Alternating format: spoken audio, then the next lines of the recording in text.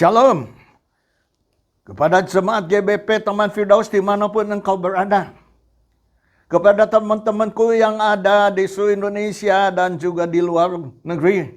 Dan juga kepada teman-temanku yang ada di Bandung, Alena Tennis Group. Shalom. Selamat berjumpa kembali pada saat ini. Terima kasih kepada Tuhan bahwa kita dalam sehat walafiat. Saya harap semua pun dalam keadaan kondisi sehat walafiat. Walaupun ada beberapa yang di Bandung, Alena Tennis Group, katanya 4 orang kena Omicron atau COVID-19. Ingat baik-baik, dekat dengan Tuhan, pasti sembuh. Pada saat ini saya akan berbicara mengenai masalah. Saya berikan judul, masalah adalah berkat untuk orang yang dikasihi Tuhan. Puji Tuhan. Masalah adalah berkat untuk orang yang dikasihi Tuhan. Luar biasa enggak? Siapa yang tidak punya masalah di dalam kehidupan kita? Semua punya permasalahan. Ada orang mengatakan dulu kepada saya, jangan kita dekat-dekat sama Tuhan. Jangan rajin ke gereja. Karena orang yang dekat sama Tuhan pasti banyak masalahnya. Mereka takut. Karena ada pencobaan-pencobaan yang akan dicobai kepada mereka. Seolah-olah demikian. Tapi masalah sebenarnya adalah berkat bagi orang yang percaya, anak-anak Tuhan. Kenapa? Kita lihat ayatnya, yaitu Roma 8 ayat 28. Kita tahu sekarang bahwa Allah turut bekerja dalam segala sesuatu untuk mendatangkan kebaikan bagi mereka yang mengasihi Dia.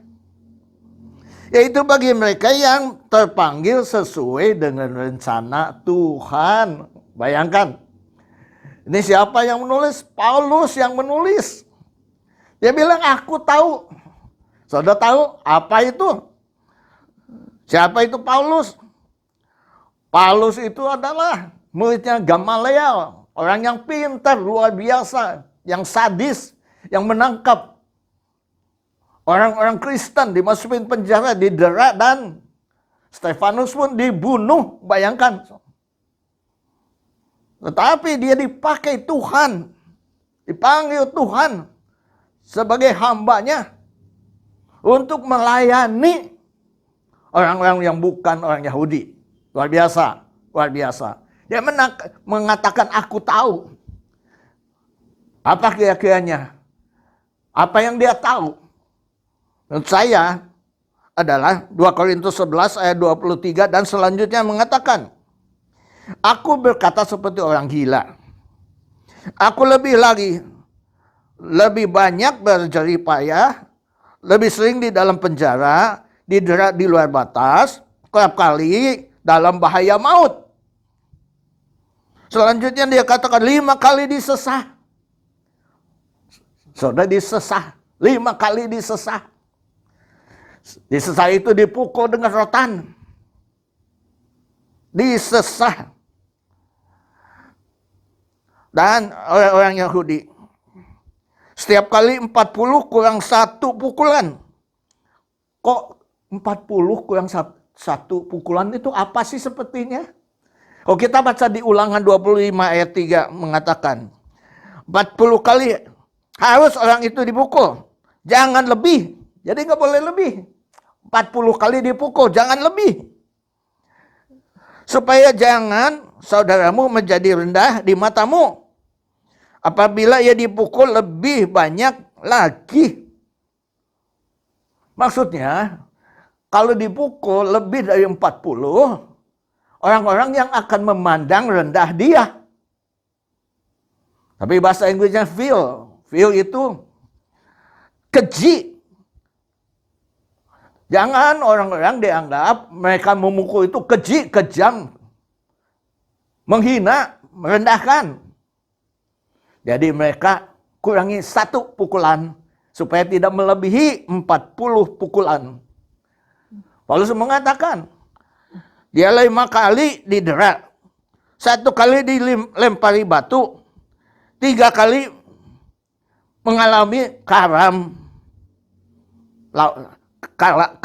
kapal, 3 kali, 5 kali, 1 kali terapung-apung di laut semalam-malaman, saudara.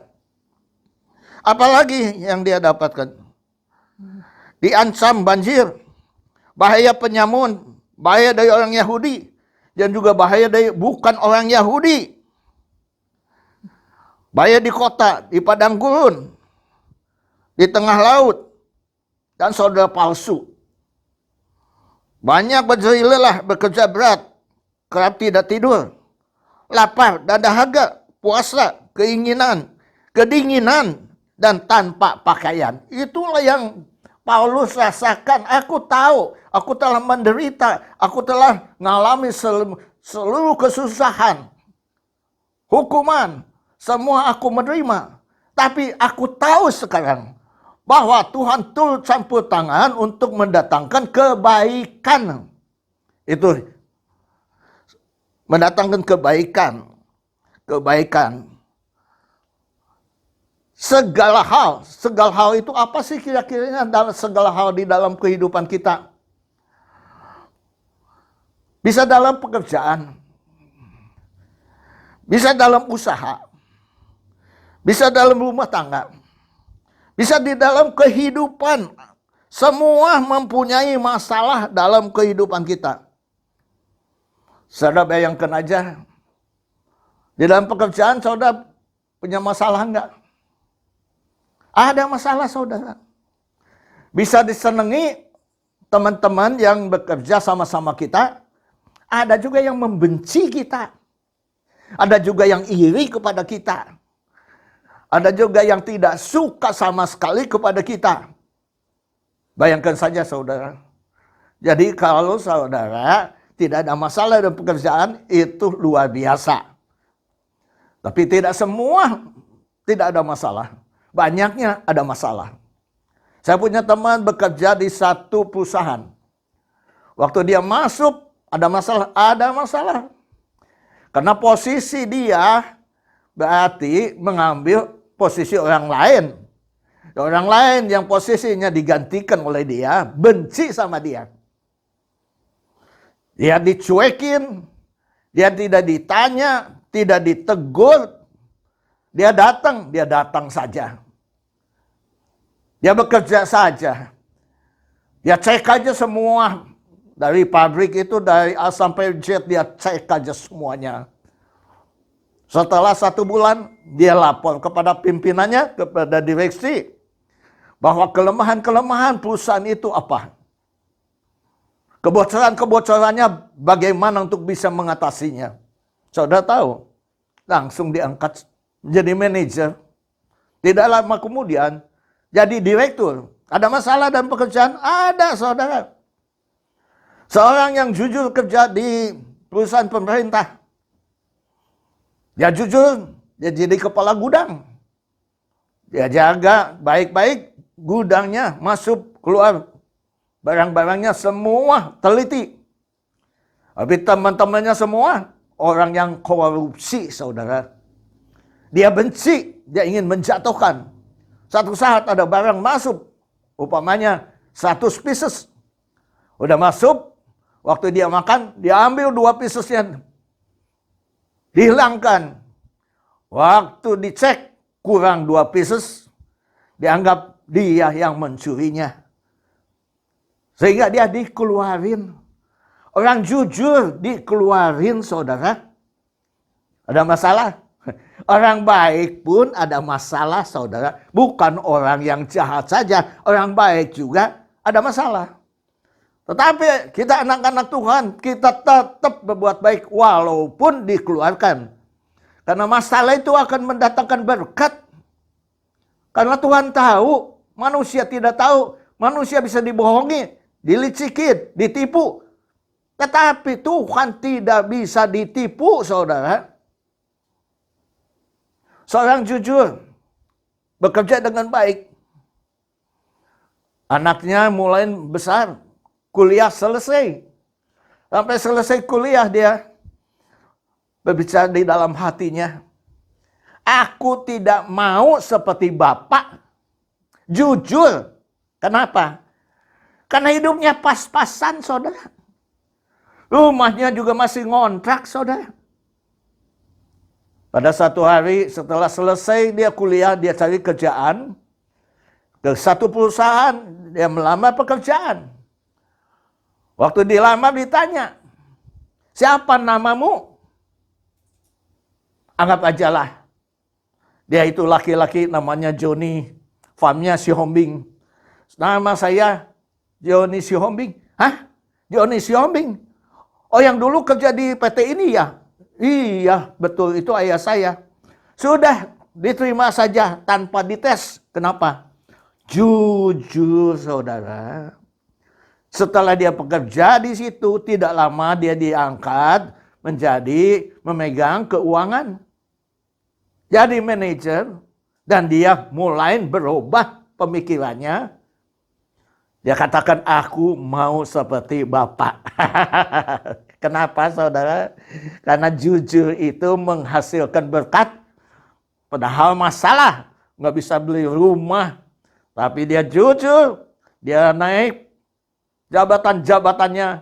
Dan dia berubah pemikirannya. Ternyata ada hasilnya kepada orang yang takut akan Tuhan. Orang yang jujur, saudara.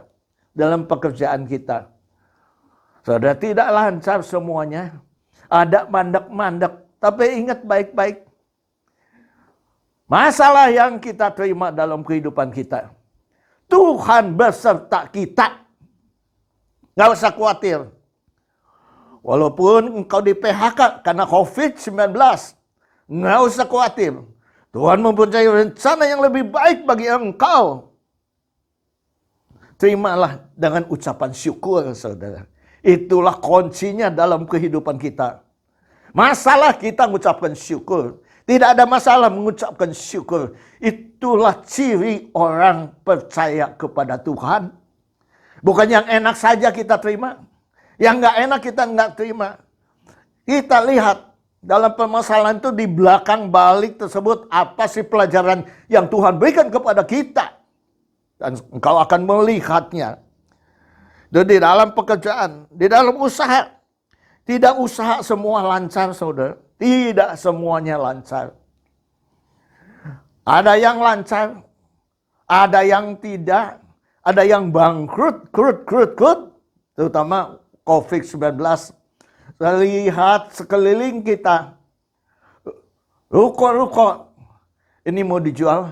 Itu mau dijual. Rumah-rumah, ini mau dijual, itu mau dijual. Sebulan lagi tetap tidak laku. 2 bulan lagi tidak laku. 1 tahun tidak laku. Saudara bayangkan saja. Masalah enggak? Masalah, saudara. Masalah besar enggak? Masalah besar. Untuk pendeta masalah besar enggak? Masalah besar waktu itu.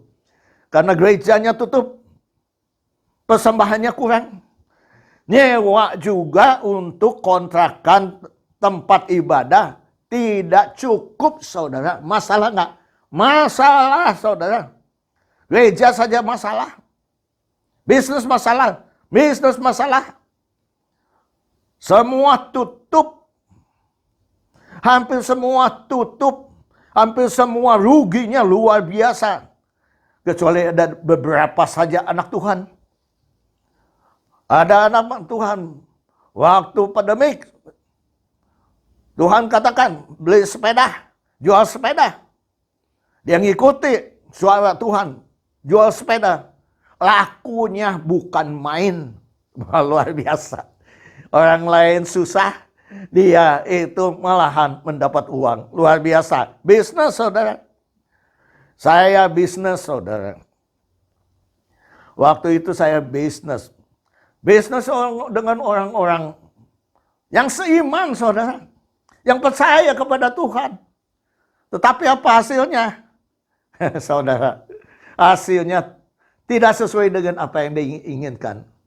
Berarti orang itu hanya percaya. Hanya imannya sampai percaya saja. Iman tanpa perbuatan mati. Perbuatannya tidak menunjukkan bahwa itu orang iman yang percaya kepada Tuhan sungguh-sungguh.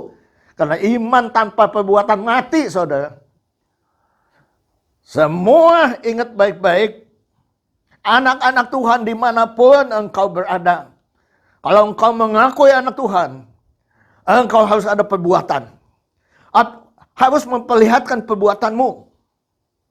Saya mikir, soalnya orang minta-minta pinggir jalan. Saya mulai ngasih. Ternyata orang-orang sekitar saya mengatakan, jangan ngasih. Di itu ada rekaman. Kalau kita ngasih, ketahuan, didenda sekian juta. Waduh. Saya takut. Saya stop. Tapi saya pikir, saya lihat, nggak semuanya ada kamera. Katanya pemerintah mau mengatasi minta-minta, pemulung-pemulung. Ternyata lebih banyak lagi, saudara. Waktu pandemi lebih banyak lagi. Hati saya tuh berbelas kasihan. Wah Tuhan, waktu tidak ada kamera saya mau ngasih aja kepada mereka. Saya udah mulain keputusan itu. Mau membantu mereka. Kalau bisa Tuhan berikan kepada saya kesempatan. Untuk saya bisa membeli tempat untuk menampung mereka, saudara. Bukan mengkristenisasikan mereka. Untuk menampung mereka, untuk melatih mereka, untuk supaya mereka dapat pekerjaan yang layak, supaya punya mata pencarian yang baik bagi mereka semua. Sehingga mereka tidak minta-minta. Itu visi yang saya ingin lakukan. Mungkin itu Tuhan taruh dalam hati saya. Dan saya tidak tahu harus bagaimana melakukannya. Dan saya hanya berdoa. Dan saya percaya pada satu hari Tuhan berikan kesempatan kepada saya. Saya akan melakukannya. Dan saya membuat tim. Saya tidak bisa berbuat sendiri. Tapi saya akan membentuk tim. Dan tim inilah yang akan melakukan. Yang akan mengatasi mereka semuanya. Luar biasa saudara. Dalam rumah tangga ada masalah enggak? Ada masalah. Pernikahan pun ada masalah. Saya masih ingat. Kakak saya mau menjodohkan saya. Pak Andi. Bukan Pak Andi, dia manggil Andi. Saya jodohkan ya kamu ya. Saudara, saya nggak kenal apa dijodohkan. Ya nggak bisa lah. Saya menolak, saya bilang enggak. Saya nggak mau. Saudara, pernikahan juga masalah. Saudara punya pacar dan tidak seagama, masalah nggak? Masalah saudara. Saudara menikah dengan seiman, ada masalah nggak? Ada masalah. Karena bukan seiman saja, ingat baik-baik. Mereka imannya ada perbuatannya nggak? Kalau tidak ada perbuatannya, sama dengan orang dunia itu sama. Emosinya sama. Kerasnya sama.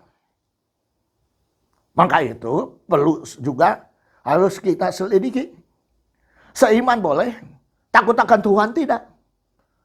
Takut akan Tuhan boleh, tapi dia itu ada perbuatan enggak? Kalau ada perbuatan juga, ada satu hal lagi. Iman tanpa kasih tidak ada gunanya. Engkau bisa berbicara bahasa-bahasa malaikat, rahasia-rahasia, pengetahuan-pengetahuan. Tapi kalau tidak ada kasih, tidak ada gunanya. Saudara mesti cek itu. Jadi orang masalah nggak? Masalah. Setelah menikah saudara tidak punya anak, masalah? Masalah. Saudara punya anak, masalah? Masalah. Karena sudah melahirkan, anaknya cacat.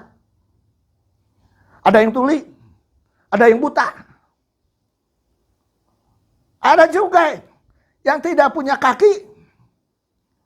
Bukan saja tidak punya kaki, tangannya buntung. Bayangkan saja. Kalau anak ini sudah mulai besar, dia katakan, Tuhan itu tidak adil. Pada orang yang juga anaknya buta, Tuhan itu tidak adil. Pada anak orang yang dilahirkan tuli, Tuhan itu tidak adil. Itu masalah-masalah semua. Kita menyalahkan Tuhan. Ingat baik-baik. Tuhan tidak memberikan kepada kita masalah menjadi kecelakaan, kekecewaan, meninggalkan Tuhan. Tidak, saudara. Contohnya, yang tidak ada tangan, yang tidak ada kaki. Siapa namanya, saudara tahu nggak? Nick Vujicic. Nama aslinya Nicholas James Vujicic. Sekarang umur 40 tahun, saudara. Dia jadi motivator di dunia, kelas dunia yang tidak punya tangan dan tidak punya kaki, saudara. Jadi motivator dunia. Hebat nggak? Kenapa? Karena dia mengikuti apa yang Tuhan inginkan dalam kehidupan dia.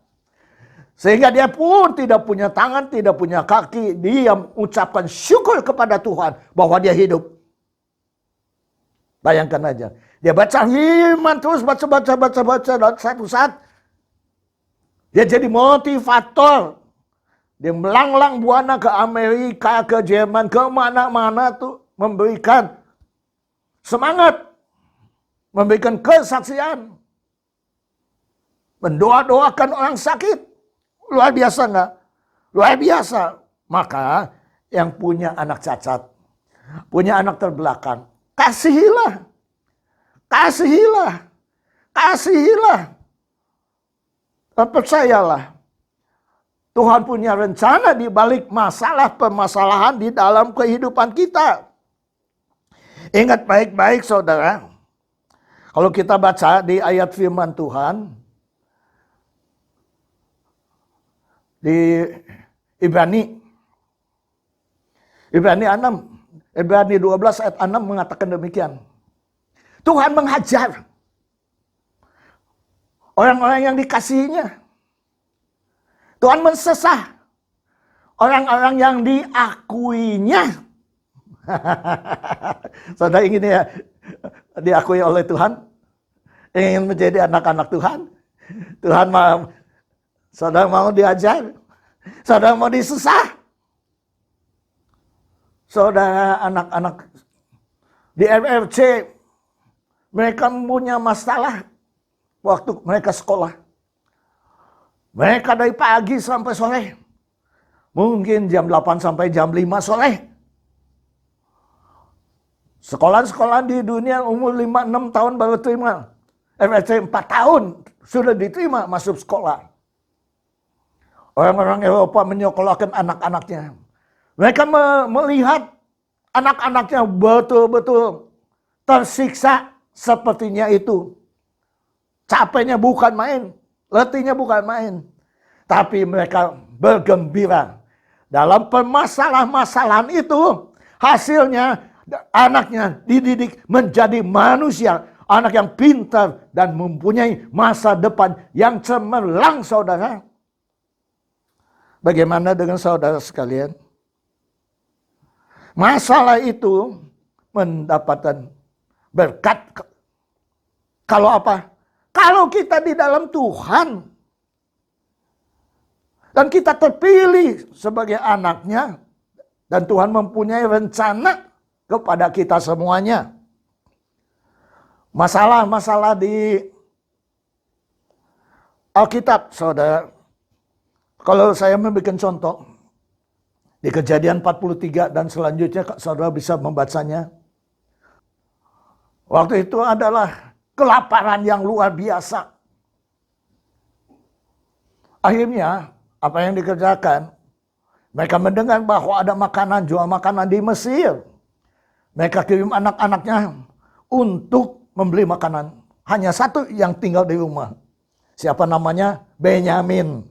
Benyamin itu siapa? Adiknya Yusuf. Dan mereka pergi ke Mesir. Bertemu dengan Yusuf.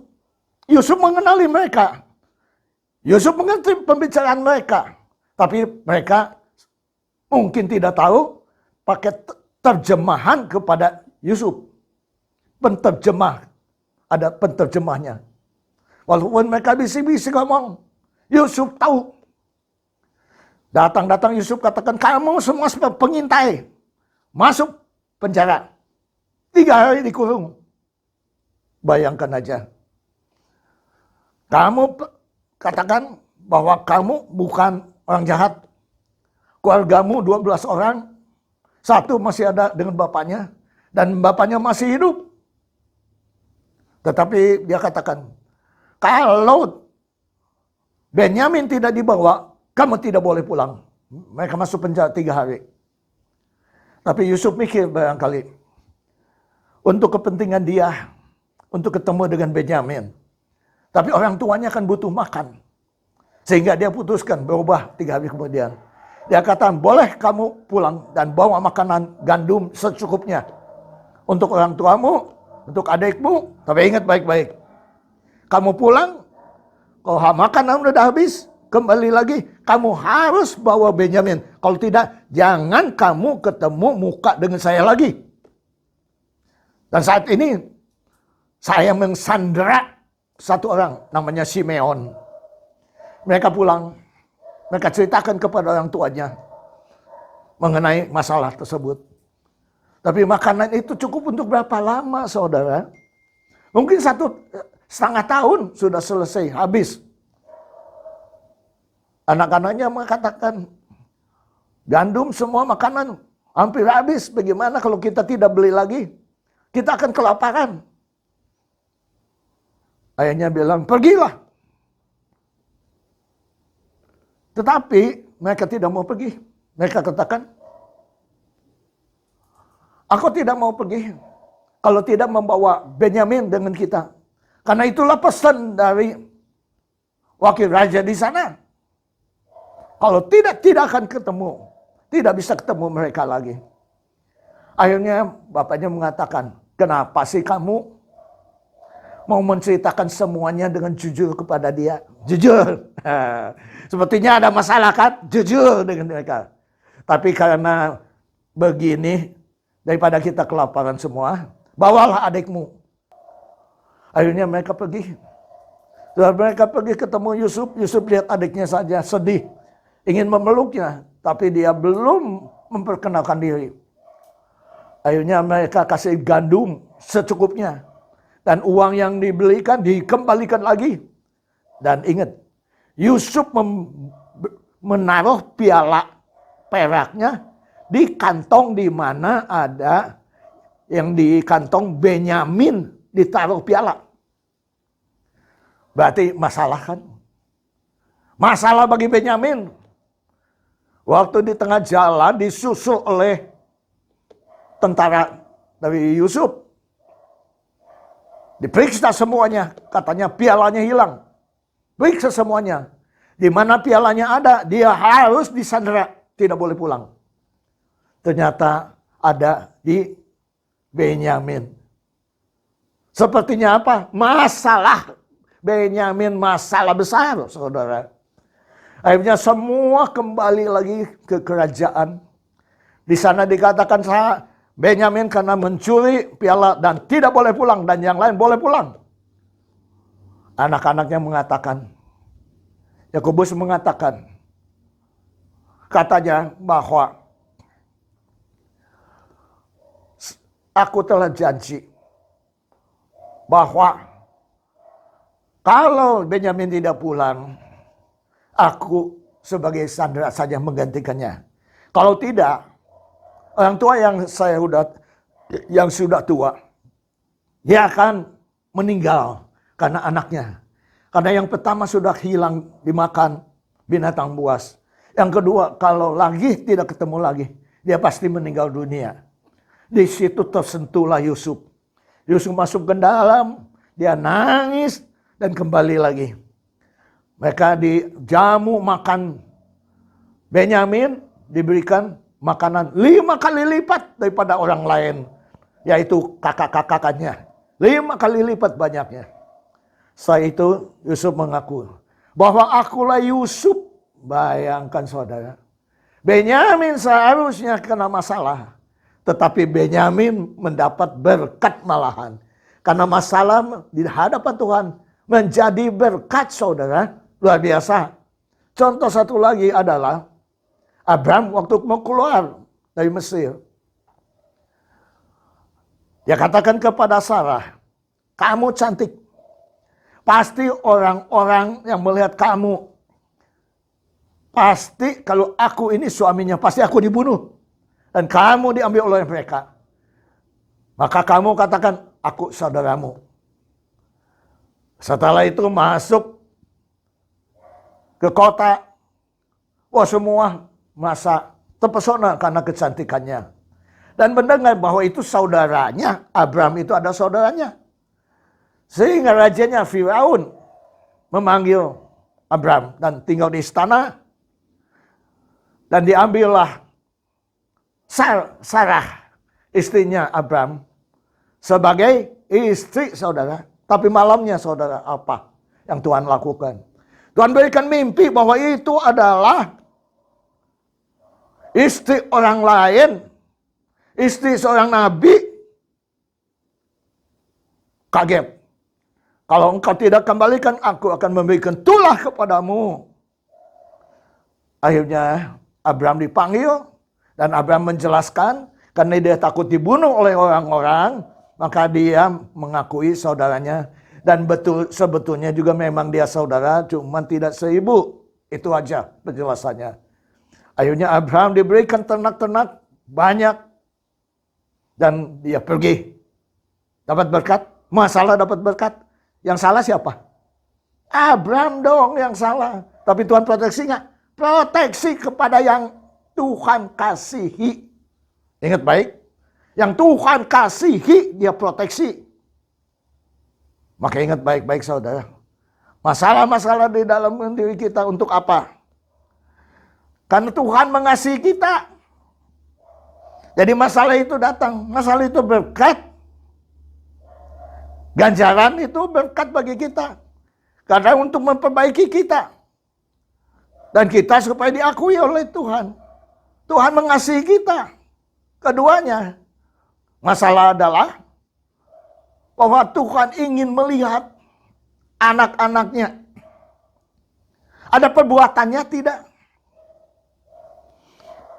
Atau hanya cuman omong doang, aku cinta pada Tuhan, aku mengasihi Tuhan.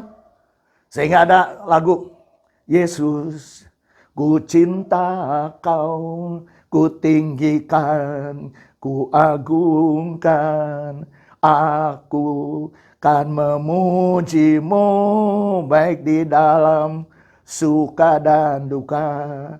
Sebab kau layak terima pujian, sebab kau layak terima pujian, sebab kau layak ku agungkan Yesus, Raja di atas segala raja.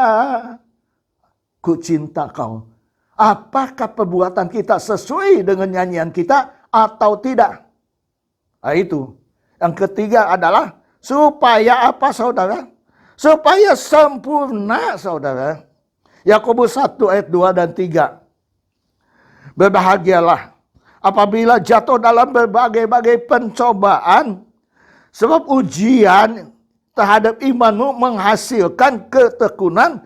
Ketekunan memperolehi buah yang matang supaya kamu sempurna dan utuh dan tak kekurangan apa-apapun juga saudara.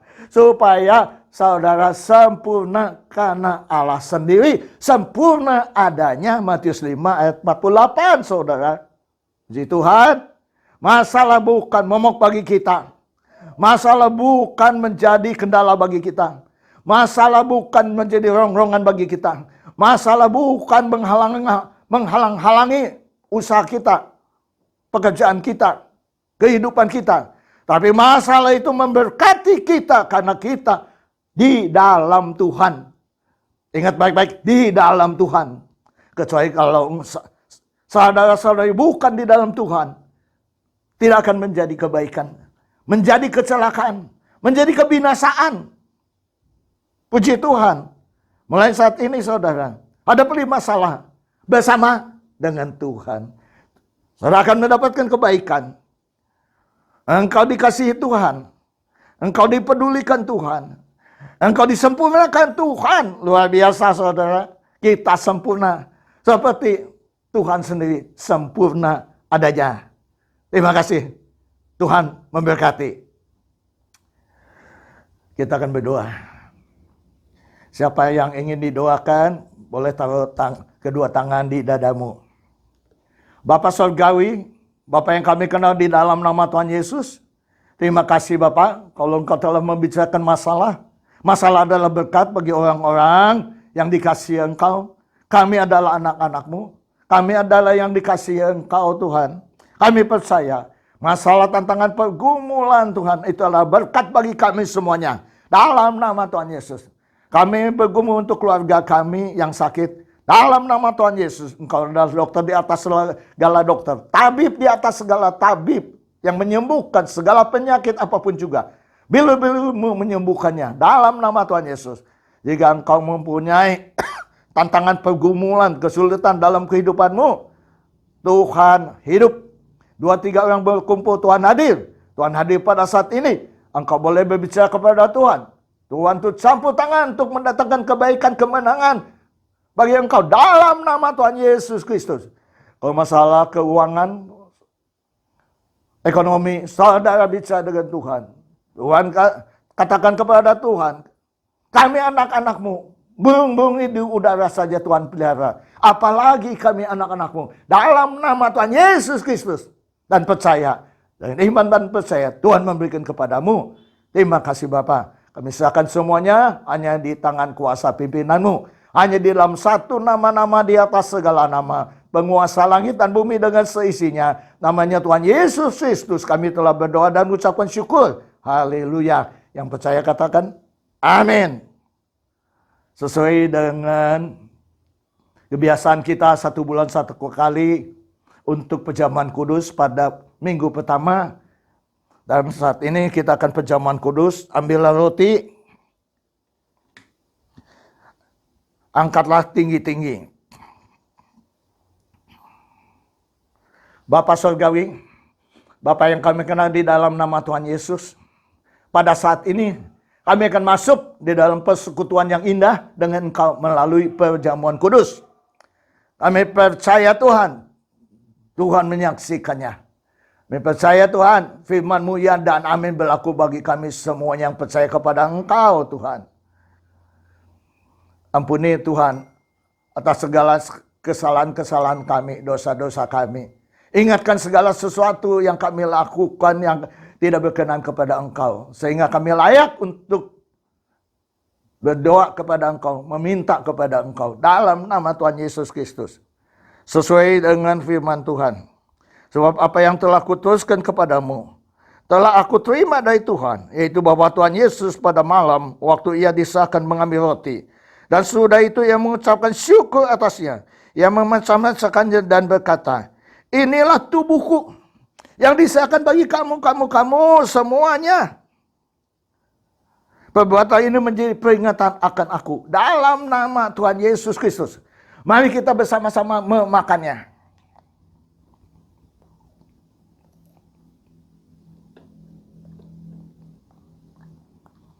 Angkatlah cawan ini tinggi-tinggi. Demikian juga ia mengambil cawan.